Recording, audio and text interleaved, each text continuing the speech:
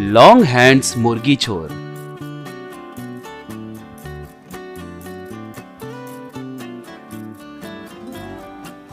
गोरखपुर नाम के गांव में गुरमीत नाम का एक चोर रहता था।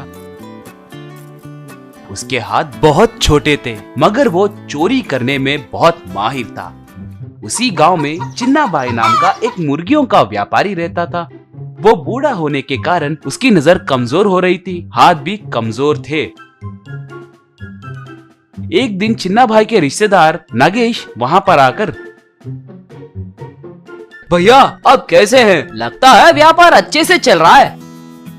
आओ रे आओ, अंदर आओ। मैं अच्छा ही हूँ, मगर अपना व्यापार ही बहुत मुश्किल से चल रहा है। क्या हुआ भैया? मेरे हाथ बहुत कमजोर हो गए हैं रे, और मैं मुर्गियों को पकड़ नहीं पा रहा हूँ। ऊपर से कोई मुर्गियों को चुरा रहा है कहकर मुझे शक है, इसीलिए थोड़े मुर्गियों को बाजार में बेचने के लिए सोच रहा हूँ। अरे भैया, किसी को पहरेदारी के लिए रख सकते थे ना। मुझे मुनाफा ही बहुत कम मिलता है, तो मैं उसे तनख्वाह कैसे दूंगा? आप दुखी मत हो भैया, कोई ना कोई रास्ता जरूर मिलेगा। ठीक है, मैं जा रहा हूँ, कहकर वहां से चला गया। एक दिन गुरमीत सोने के व्यापारी के घर में घुसा और अलमारे में के गहनों को चुराकर जंगल की तरफ भागने लगा। भागते भागते बहुत थकने के कारण वो एक पेड़ के नीचे बैठ गया। उस पेड़ के डाली पे सोने के रंग में मधुकोश था। उस मधुकोश में से 2 शहद की बूंदें टपक कर गुरमीत के हाथों पर गिरे। बस गुरमीत के हाथ लंबे हो गए। अपने लंबे हाथों को देखकर गुरमीत, बाप रे, मेरे हाथों को क्या हुआ? ये इतने लंबे क्यों हो गए हैं? बाप रे, अब मैं क्या करूं? यूं सोचकर गुरमीत गांव के पास गया। एक आदमी गुरमीत को देखकर, बाप रे बाप, भूत भूत, बाप रे बाप कहकर पुकारते हुए भागने लगा। वो देखकर गुरमीत गांव में जाना छोड़ दिया। चिन्ना भाई मुर्गियों को टोकरी में रखकर बाजार को जा रहा था, मगर उसे प्यास लगने के कारण उसने टोकरी को जमीन पर रख दिया। पानी पीने के बाद उसने नीचे देखा कि टोकरी के साथ साथ सारे मुर्गियां गायब हो गई थी।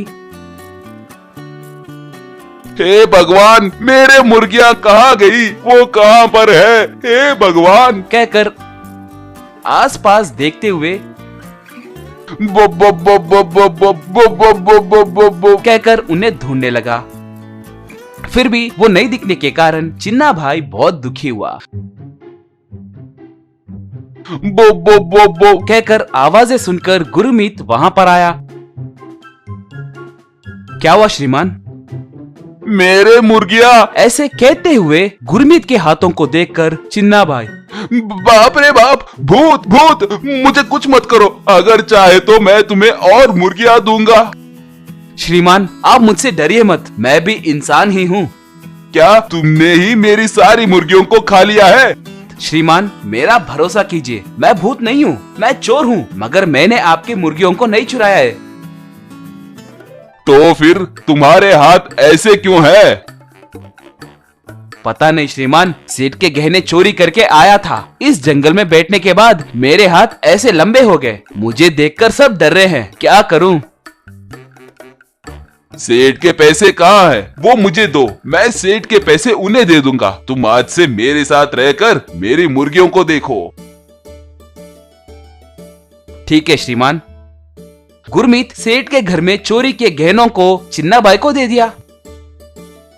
गुरमीत चिन्ना भाई के घर में काम करने लगा और हर काम को फटाफट करने लगा। वो देखकर चिन्ना भाई के पड़ोस में रहने वाला व्यक्ति, क्या चिन्ना भाई, सुना है कि तुम भूत को पाल रहे हो? सारे गांव वाले इसके बारे में ही बात कर रहे हैं। कहकर हंसने लगा। वो भूत नहीं है, उसके हाथ लंबे हैं, बस तुम जाकर अपना काम देखो। गुरमीत मुर्गियों की अच्छे से देखभाल करने लगा। इस कारण मुर्गियां दुगने हो गए। तब वो लोग उन्हें बाजार में बेचने के लिए एक ट्रैक्टर को बुलवाए। सारे मुर्गियों को ट्रैक्टर में चढ़ाने लगे। ट्रैक्टर जंगल के रास्ते से जाने लगी। तभी वो लोग भोजन करने के लिए ट्रैक्टर को रोके। ट्रैक्टर में ड्राइवर के साथ साथ चिन्ना और गुरमीत भी थे। वो तीनों जब भोजन कर रहे थे तो उस ट्रैक्टर को एक चोर चोरी करने की कोशिश करने लगा। तब गुरमीत अपने लंबे लंबे हाथों से उस ट्रैक्टर को रोककर उस चोर को पकड़कर खींचा। रे नगेश, तो वो तुम ही हो। मैंने तुम पे कितना भरोसा किया था रे। अपनों के पास ही चोरी करोगे क्या? छी मुझे माफ करो भैया। छी, अब से तुम अपना चेहरा मुझे मत दिखाओ, जाओ। चिन्ना भाई और गुरमीत दोनों बाजार जाते ही गुरमीत के हाथ साधारण स्थिति में आ गए।